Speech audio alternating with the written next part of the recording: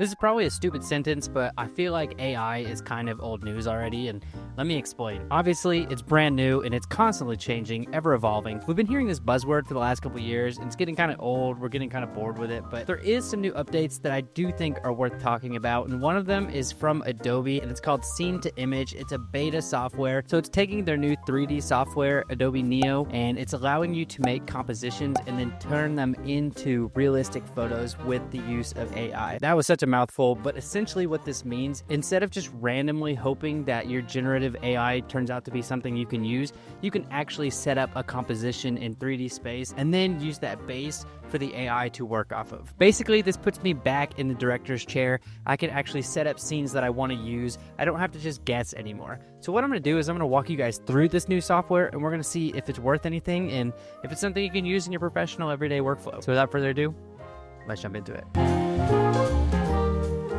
I'm in Adobe Firefly, Scene to Image, and if you've seen any of my videos recently, you've been seeing that I've been playing with this new Adobe Project Neo beta, and that's essentially what we're seeing here on the left side of the screen. The only difference is this is in Adobe Firefly, where I have the AI generator over here on the right. So what I'm going to do is I'm going to start by building some objects in Adobe Neo. So that's what you're going to see me doing here. Now, this isn't technically an Adobe Project Neo video, so if you want to learn how to use that software, I would suggest going and looking at some of my other videos. But what I'm doing right here is I'm just going to build a quick little Rubik's Cube. That's actually what I did in my last video, and I turned it into some stickers, which was a lot of fun and really cool. So if you're interested in that, I would definitely check out that video. But I kind of show you how to use the software. So like I said, what I'm doing right now is I'm just kind of building a model, and you'll see why I'm doing this here in a second. So I'm going to take all of these, just kind of rotate them.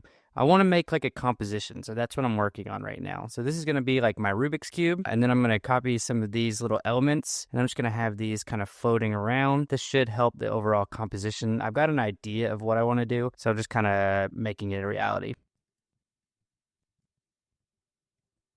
All right, so I've got a cool little composition made here. You can see this is like fully 3D. I can rotate it. But I like how this looks right here. So this is where the video is going to kind of change and the magic's going to happen. Unless you've been under a cave, you kind of understand how AI prompts work. So I'm just going to type in 3D floating Rubik's Cube, colorful plastic, floating in space with a white background. So now what I'm going to do is I'm going to click generate, and you'll see the magic happen. So this step doesn't usually take too long. I'm going to show you kind of the process of how long it takes. Going forward, I'll fast forward it, but here we go. Here's our first prompt. So this is pretty cool. Obviously, what you're seeing is happening is it's taking my 3D reference or my model, and then it's turning it into like a real photorealistic image. So I can scroll through these and see the different results. This one's probably my favorite right here. Oh, that one's pretty cool too. But I think this one's really nice. It almost makes these look like jelly, but I'm not mad at it. It kind of looks cool. Does really good with the shading. I got all my lights coming in from a good spot. I like how it did all the extra little like exploding pieces too. So this is sweet. I'm going to download this. So what I'm going to do is I'm just going to rotate this a little bit just so I can get another angle, and we're going to see what that looks like. And then I'll go ahead and generate. So if you see, this one's super similar to the other ones. It does some weird things. This is still the weirdness of AI. Some of that, like, I didn't ask for that. I don't know where that's coming from. It's definitely not in my model or my reference. So, you know, take that with a grain of salt. But overall, this is pretty cool. I'm going to download this one too. All right, so those are pretty sweet. But now what I'm going to do is I'm going to change the prompt a little bit. So let's do, actually, I want to change my reference because I think there's better angles. So let me change this reference real quick. I don't know, maybe we could do this like kind of like a Minecraft thing, right? Like it's blocks. So what if we did like earth texture with grass on top floating in space? Let's see what happens here. That's actually really impressive. So like this is exactly what I had in my mind. I mean, it's not perfect, obviously. There's still things to be done and ways to go, but I mean, that's exactly what I was thinking. This is super like Minecraft-esque. That's sweet. Yeah, so I'm going to download this, and you already know I'm going to go ahead and I'm going to grab another angle too. Let's generate this again. So this one made it like full grass, so that's interesting. This one's kind of cool. I actually do like the full grass. It's not exactly what I was thinking when I wrote the prompt, but I think it's cool. I like all the texture it did, so that's pretty sweet. All right, let's go ahead and let's do another one. So I'm going to grab my cube right here, and I'm just going to play with this a little bit. So let's grab my select tool, and I'm going to stretch this out a touch. I'm actually going to round the corners a little bit, just like so. I think that's good. It's a little thick, so let's minimize it just a touch. I'm going to copy this, paste it, make it a little smaller. I'm actually gonna have this like jet out just a little bit. Gonna add a little sphere right here. Maybe another one too. Let's add another sphere on top. I feel like this is pretty obvious what I'm making.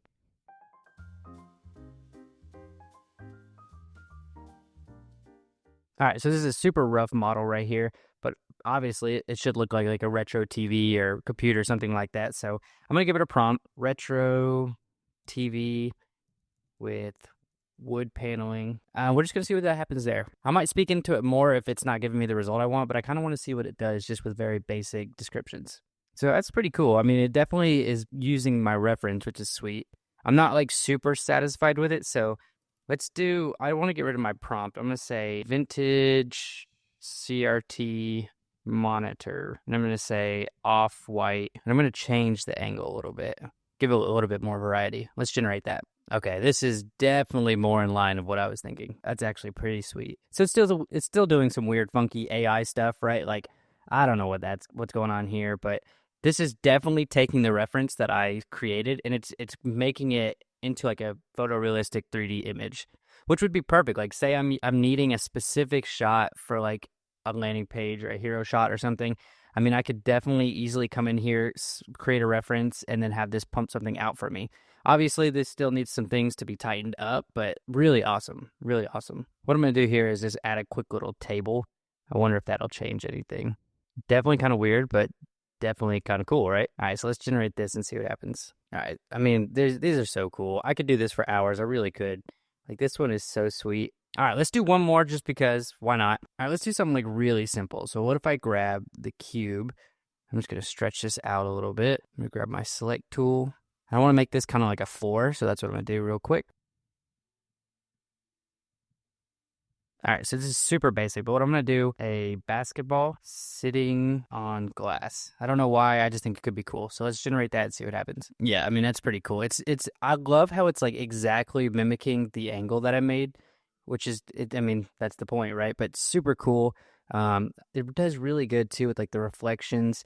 Again, I say this all the time, but AI, it's still got some work to do, but the progress that's being made, super encouraging, really cool. It's good. Let's do another angle too. Wonder what it'll look like if I did it like from here. I like how that shadow's being cast right here. Yeah, really cool. Just really cool stuff. Yeah, that one's pretty great, honestly. Well, guys, what do you think?